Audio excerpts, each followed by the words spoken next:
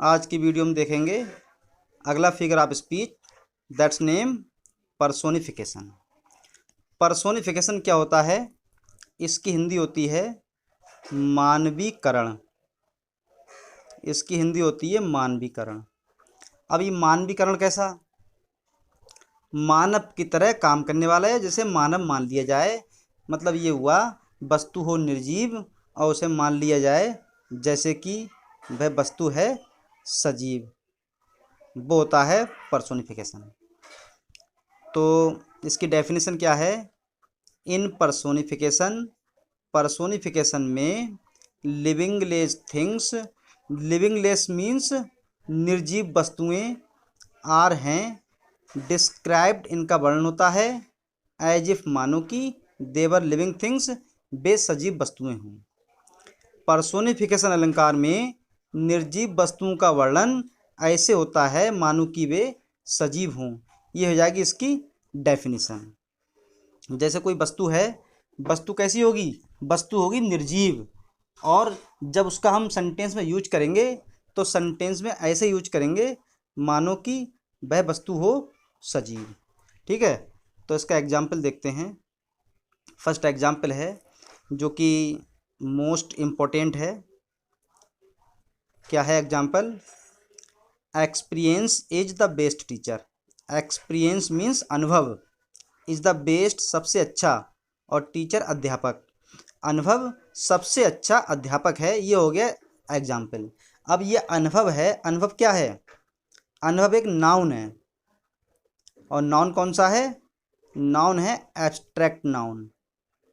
Abstract noun वो होता है जिस वस्तु को हम स्पर्श नहीं कर सकते, केवल फील कर सकते हैं, वह नाउन कहलाता है एब्स्ट्रैक्ट नाउन। तो ये आएगा एब्स्ट्रैक्ट नाउन। अब इसको समझते हैं। जैसा कि इसकी हिंदी है कि अनुभव सबसे अच्छा अध्यापक है, तो अनुभव है, अनुभव कोई इंसान तो है नहीं, ये अनुभव कोई इंसान नहीं है, और लेकिन इसका यूज ऐसे किया गया है जैसे कि ये कोई इंसान हो, कि अनुभव सबसे अच्छा टीचर है। कहते नहीं इसे मतलब मनोज है, तो कह दीजिए मनोज सबसे अच्छा अध्यापक है, तो मनोज तो आदमी है। ऐसे ही ये क्या है? एक्सपीरियंस, अनुभव। तो अनुभव कोई इंसान नहीं है निर्जीव वस्तु, एक नाउन। लेकिन जब इसका यूज किया है सेंटेंस में तो ऐसा लगता है जैसे कि ये कोई सजीव हो, तभी हो गया experience is the best teacher, अनुभव सबसे अच्छा अध्यापक है। नेक्स्ट एग्जाम्पल है a lie has no legs. A lie has no legs. A lie एक झूठ, हैज रखता है, नो लेग्स कोई पैर नहीं। तो इसका मतलब ये हुआ कि झूठ के कोई पैर नहीं होते। अब झूठ है, झूठ कोई इंसान तो है नहीं, झूठ इंसान नहीं है। झूठ क्या है? एक निर्जीव वस्तु, या कह सकते हैं नाउन। कौन सा? एब्स्ट्रैक्ट, क्योंकि एब्स्ट्रैक्ट नाउन वो होता है जिसे छू नहीं सकते हम। तो झूठ के पैर नहीं होते। जैसे कोई व्यक्ति है, पैर कट जाए किसी के या पैर ना हो तो कहते हैं कि उसके पैर नहीं है, ऐसे ही है। लेकिन अलाई एक झूठ, ये तो कोई आदमी है नहीं, ये निर्जीव वस्तु है, और ऐसे यूज ऐसे किया गया है जैसे कि कोई सजीव वस्तु है। सब एग्जाम्पल्स ऐसे ही हैं।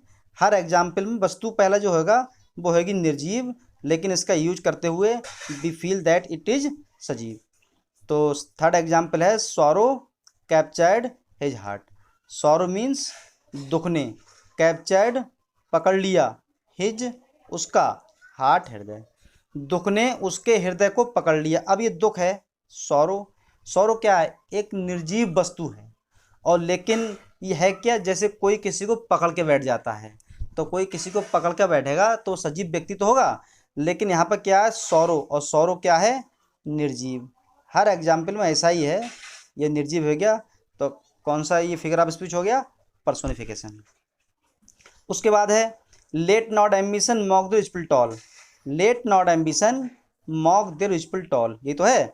तो लेट नॉट नहीं, एम्बिशन होता है महत्वाकांक्षा। मॉक मीन्स मजाक उड़ाना, देर उनके यूजफुल लाभदायक, टॉल मीन्स कार्य। इसका मतलब ये हुआ कि गरीब लोगों, अमीर लोगों को गरीब लोगों के कार्य की मजाक नहीं बनानी चाहिए। ये जो एम्बिशन है इसके लिए कहा गया है। एम्बिशन क्या होता है? अभिलाषा, इसे भी सजीव मान लिया गया है। एग्जाम्पल ये हो गया, ये मोस्ट इंपॉर्टेंट एग्जाम्पल है, कई बार एग्जाम में आया है। और ये एक पोएम है आपकी इंटरमीडिएट में, an elegy written in a country churchyard. ये पोएम है, उसी की ये लाइन है, लास्ट स्टेंजा से ऊपर वाली स्टेंजा है, सेकेंड लास्ट, उसकी फर्स्ट लाइन। उसके बाद है अगला एग्जाम्पल है, death lays his icy hands on kings. Death क्या होता है? मृत्यु। मृत्यु तो वैसे ही मृत्यु हो गया, तो ये तो क्या होगा? निर्जीव होगा, निर्जीव वस्तु हो गई मृत्यु। तो क्या हो गया कि death lays his icy hands on kings, मृत्यु अपने ठंडे ठंडे हाथ राजा तक ले जाती है। अब ठंडे ठंडे हाथ का मतलब ये नहीं कि बर्फ में भिगो के ले जाती हो, तो मृत्यु जो है उसके जो हाथ ठंडे हाथ है, ठंडे हाथ का मतलब आदमी को ठंडा कर दे, आदमी मर जाता है ठंडा हो जाता है, ऐसे ही है death lays his icy hands on kings, मृत्यु राजा को मार देती है। तो मृत्यु कोई आदमी थोड़ी है जो किसी को मार देगा, लेकिन है क्या? निर्जीव। लेकिन लग ऐसा रहा है कि कौन किसी को मार देगा, तो लग रहा है जैसे कोई सजीव हो। ये भी हो गया।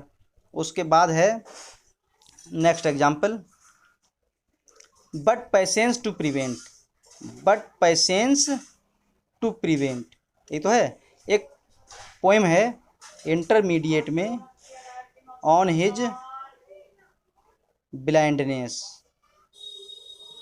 ऑन हिज ब्लाइंडनेस, एक पोएम है जिसे कंपोज किया है जॉन मिल्टन ने।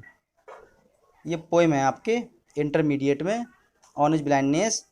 इस ऑन हिज ब्लाइंडनेस में एक स्टेंजा है, उस स्टेंजा में ये लाइन आई है, ये वाली।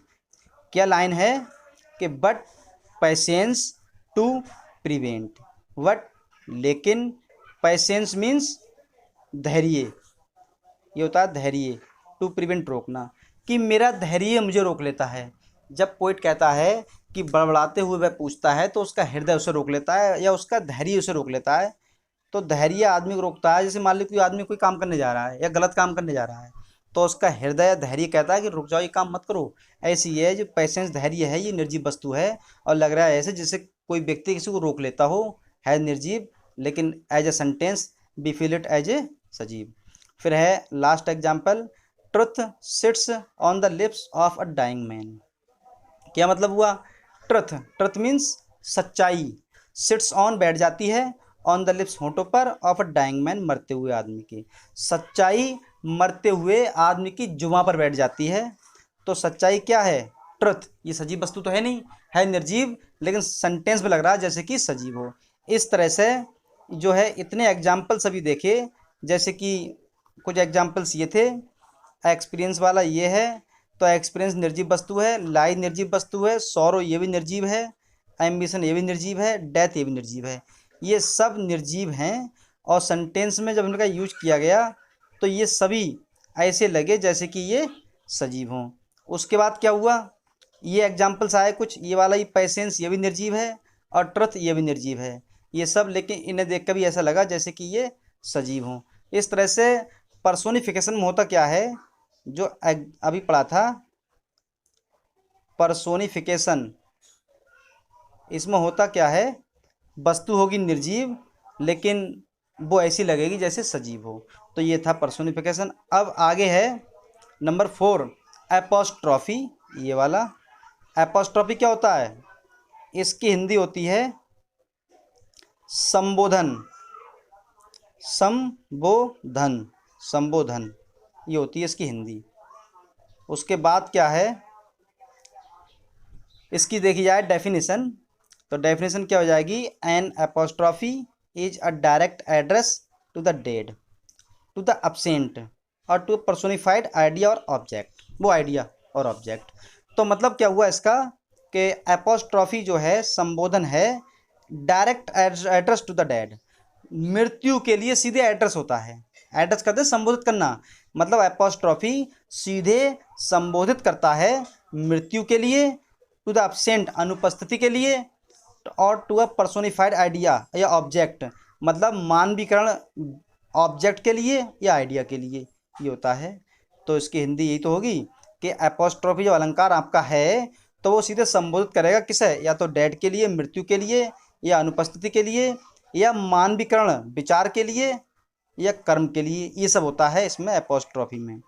तो इसका एग्जाम्पल क्या होगा, इसकी पहचान बहुत अच्छी है।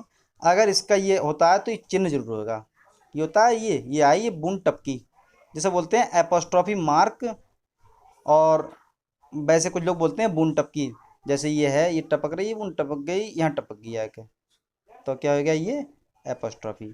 इस तरह से हर एग्जाम्पल में ये चिन्ह दिए होंगे ये वाले, तो कौन सा होगा, एपोस्ट्रॉफी। ओ मिल्टन, अब कह रहे हैं अरे Milton, thou should be living at this hour, तुम इस समय भी रह रहे हो, या तुम्हें इस समय में भी रहना चाहिए।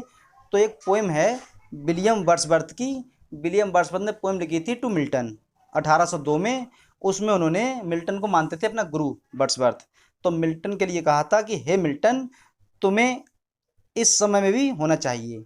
तो मिल्टन तो जिंदा थे नहीं उस समय, इस तरह से ये क्या संबोधित किया गया, मृत्यु के लिए उनकी। ओ सॉलिट्यूड, अरे एकांत, विरज दाई चार्म्स, तुम्हारा आकर्षण कहाँ है, ये हो गया, ये भी चिन्ह है, यहाँ पर चिन्ह होता है ये। फिर है ओ फ्रेल्टी दाई नेमज वुमेन, विलियम शेक्सपियर का बहुत फेमस नाटक है एक, जिसका नाम है हैमलेट।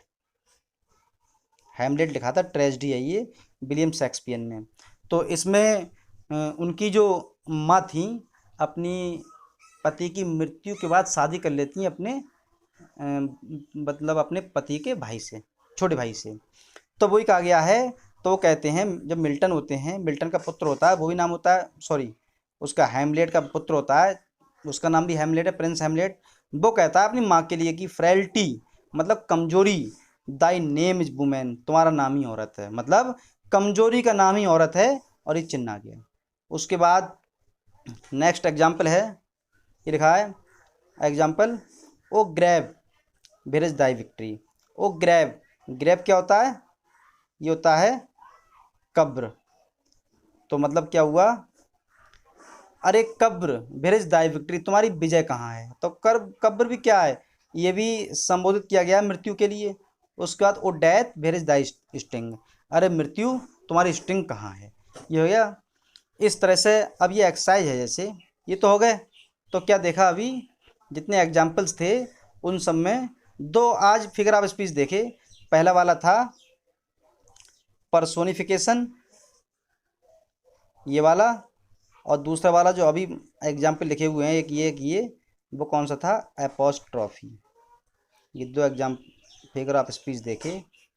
तो इसमें क्या देखा, पर्सोनिफिकेशन वाले में क्या था, इसमें वस्तु क्या थी, पर्सोनिफिकेशन वाले में ये था वस्तु थी निर्जीव, लेकिन जब हमने उसे सेंटेंस में यूज किया तो ऐसा लगा जैसे कि वो सजीव हो। और जो एपोस्ट्रॉफी है तो ये चिन्ह जरूर होगा। ये सब थे पर्सोनिफिकेशन और एपोस्ट्रॉफी में। अब देखते हैं कुछ, ये एक्सरसाइज है, आपको बताना है कि ये कौन सा फिगर ऑफ स्पीच है। जैसे कि फर्स्ट है, he is the star of the family. अब आपने पढ़े हैं ये, तो आप बताइए कौन सा है, he is the star of the family, विचार कर लिया होगा आपने। जैसे ही है, ही के लिए कहा गया है कि इसे अभी हटाओ, फैमिली को इसे हटाओ, ये रह गया द स्टार। तो कह रहे हैं ही इज़ द स्टार, वह स्टार है। तो ये होता क्या है, एक होता है सिमली, ये पढ़ाए थे परसों, सिमली, और एक होता है मेटाफोर। दोनों में डिफरेंस क्या है, सिमली में क्या कहते हैं, सिमली में ये होता है जैसे तुलना की जाती है तो लाइक सो एज से, कि वह चंद्रमा की तरह सुंदर है, की तरह, और कहते हैं वह चंद्रमा है, तो मेटाफोर है नहीं कि उसकी चांद सा रोशन चेहरा बताया था, उसका चेहरा चांद की तरह है, ऐसी मेटाफोर है। अब इसमें क्या है, मेटाफोर में सीधे डायरेक्ट तुलना ना करते हो, डायरेक्ट वही कह देते हैं। जैसे सिमली में कहते हैं तुम गधा हो, उसमें मेटाफोर जैसे कहते हैं सिमली में तुम गधे की तरह हो, तो हो गया सिमली। और कहते हैं तुम गधे हो की तरह ना बोलकर डायरेक्ट कह दिया तुम गधे हो, तो मेटाफोर। तो यही तो सब है। तो ये पहला एग्जाम्पल जो था, he is the star, he is the star of the family, तो उसके लिए कहा गया है कि वह स्टार था। तो इस तरह से ये फिगर ऑफ स्पीच कौन सा हो गया, ये हो गया मेटाफोर। ठीक है, आगे सेकंड एग्जाम्पल है, she hangs like a star in the dew of our songs. एक पोएम है फर्स्ट ईयर में, शायद लास्ट पोएम है, द पालनक्यून बियरर्स, पालकी को ले जाने वाले, जिसे कंपोज किया था इंडियन पोइटेस सरोजनी नायडू ने। उसमें लाइन आई है, जिस सी का मतलब पालनक्यून है, पालकी, पालकी जो है तारे की तरह हैंग, लटकी हुई है, in the due of our songs, हमारे सॉन्ग के, और ड्यू मीन्स ओस में, गीत में। इस तरह से इसमें क्या आया है, लाइक, अगर सेंटेंस में लाइक आ जाता है मतलब लाइक हो या सो हो और या एज हो, इनमें से कुछ भी हो तो वो कहलाता है सिमली। इस तरह से सेकेंड एग्जाम्पल है she hangs like a star in the due of our songs, ये हो जाएगा सिमली। उसका बाद आता है थर्ड वाला, revenge is a kind of build justice. जो रिवेंज होता है, रिवेंज मीन्स प्रतिशोध लेना, बदला लेना, is a kind of build justice, इसे हटाओ, ये है बिल्ड जस्टिस। तो ये कहा गया है कि जो रिवेंज है, बदला लेना है, प्रतिशोध है, ये जंगली न्याय है। तो ऐसे ऐसे ना बोल के कि बदला लेना जंगली न्याय की तरह है, अगर बोलते तरह है तो होता सिमली। डायरेक्ट कह दिया कि बदला लेना या प्रतिशोध जंगली न्याय है। जब डायरेक्ट संबोधन करते हैं किसी और को बिना लाइक सो एच के, तो वो कहलाता है मेटाफोर। उसके बाद नंबर 4, ये 3 डबल लिख गए हैं, ये 3 होगा तो ये 4 होगा, ये 5। I wandered lonely as a cloud. I wandered, मैं भटका या भटक रहा था, लॉनली अकेला, एज अ क्लाउड, एक बादल की तरह। जैसे बादल भटकता है उस तरह से कहा गया है कि मैं एक बादल की तरह भटक रहा था। ठीक है। उसके बाद है लास्ट वाला एग्जाम्पल, तो ये कौन सा जाएगा, एज आ गया। इस तरह से लाइक हो या सो हो या एज हो, वो कहलाता है सिमली। उसके बाद लास्ट एग्जाम्पल है the stars danced playfully in the moonlight of the sky. तो क्या मतलब हुआ, द स्टार्स, तारे, डांस्ड, नाचे, प्लेफुली, आनंदपूर्वक, इन द मूनलाइट स्काई, चंद्रमा के प्रकाश में, तारे चंद्रमा के प्रकाश में आनंदपूर्वक नाचे। अब बताएं कौन सा है ये। अब जो स्टार्स, तारे हैं, तारे क्या है, तारे तो निर्जीव हैं, लेकिन जब सेंटेंस को लिखा गया तो ऐसा लगा जैसे कोई व्यक्ति नाचता हो, तो ये है निर्जीव, लेकिन इस स्टार का जब यूज किया गया तो ऐसा लगा जैसे कि ये सजीव हो। तो जब निर्जीव लगता हो जैसे सजीव है, तो वो कौन सा कहलाता है, वो कहलाता है पर्सोनिफिकेशन। इस तरह से लास्ट वाला क्या हो जाएगा, पर्सोनिफिकेशन। ये थी एक्सरसाइज। आज की वीडियो में दो फिगर ऑफ स्पीच देख लिए, पहला पर्सोनिफिकेशन और दूसरा एपोस्ट्रॉफी। आज की वीडियो में बस इतना ही। Thanks for watching.